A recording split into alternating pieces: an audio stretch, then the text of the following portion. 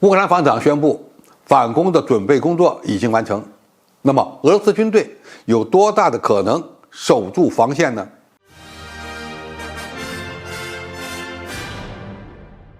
观众朋友，大家好，我是付彦绍。乌克兰国防部长近日宣布，乌克兰军队已经完成了反攻的所有前期准备。他在网上新闻简报会上表示，只要有上级的意愿、天气和指挥官的决定，我们就会开始行动。他没有透露反攻的日期，但表示整体来说，我们准备得很充分。北约秘书长此前也证实，基辅的外国朋友和伙伴已经向乌克兰交付了几乎所有承诺的作战车辆，包括1550辆装甲车和230辆坦克，以及大量的弹药，并且继续训练成千上万的乌克兰士兵。而在俄罗斯方面，瓦格纳军事集团的老板普里格任预测，乌军可能在5月初正式打响反攻。他还抱怨，由于俄军高层的支持不够，瓦格纳雇佣兵的伤亡规模急剧扩大，已经暴增了5倍。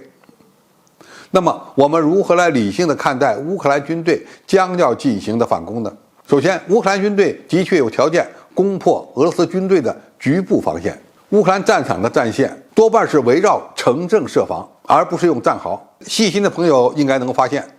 当前乌克兰战场上打得持久的地方都是城镇，哪怕是只有几千个人的小镇，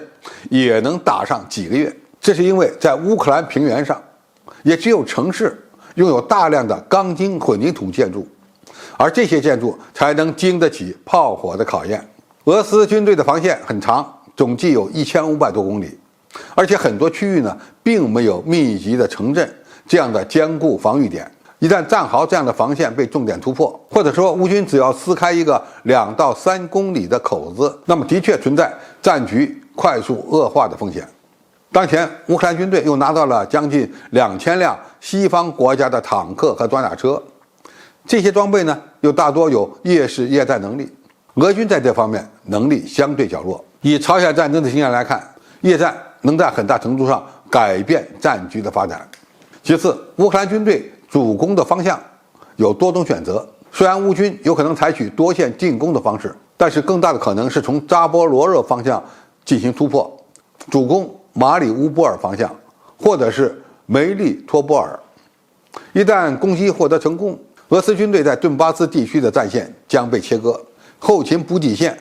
将被严重破坏，从长远看会出现严重困难的情况。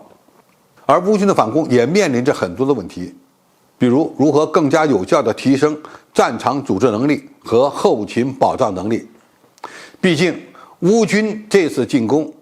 是需要跨过很多大江大河的，那么一旦面临背水之战的情况，那么乌军的反攻是否又会面临俄军的反攻呢？这个不得不做进一步的思考。毕竟俄军在这个方向已经做了相当长时间的准备。所谓的苏罗维金防线可不是纸糊的，俄罗斯军队针对西方主战坦克的突破也早已经准备好了预案。所以乌军也有可能会选择第二种方案，那就是打卡霍夫卡水坝大桥的主意，在赫尔松方向发起反攻。其特点是风险较高，后勤保障的组织更为困难。乌军反攻的另外一个选择，那就是将攻击重点放在乌克兰南部地区，因为在这个地区，乌军可以获得在黑海上空巡逻的北约空军的直接情报支援。此外，乌军在第聂伯河右岸部署有 S-300或者是爱国者导弹，能够覆盖整个初期的反攻战场，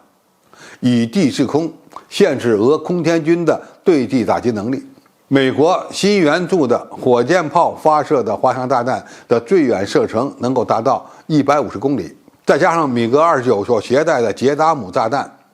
在高空投掷时也有74公里的射程，它们都可以覆盖整个南部战场。而俄军的远程火力基本上无法对乌军部署的防空导弹造成威胁。当然，在这个方向作战，其困难主要是后勤保障的组织相当复杂。一旦战线出现僵持，俄罗斯军队只要学习乌军打击后勤补给线的办法，那么战场优势就会再次回到俄罗斯军队一边。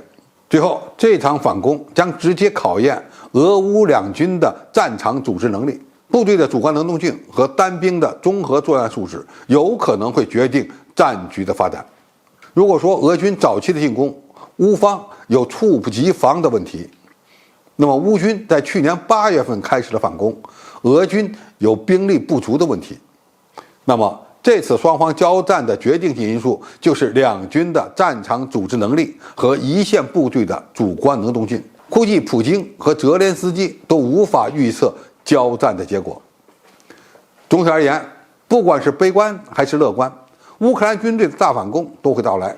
考验俄罗斯军队的时间不会太远了。这场反攻的结果将会直接决定未来双方谈判的筹码，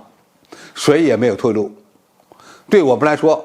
认真观察、理性分析双方交战的表现，同样非常重要。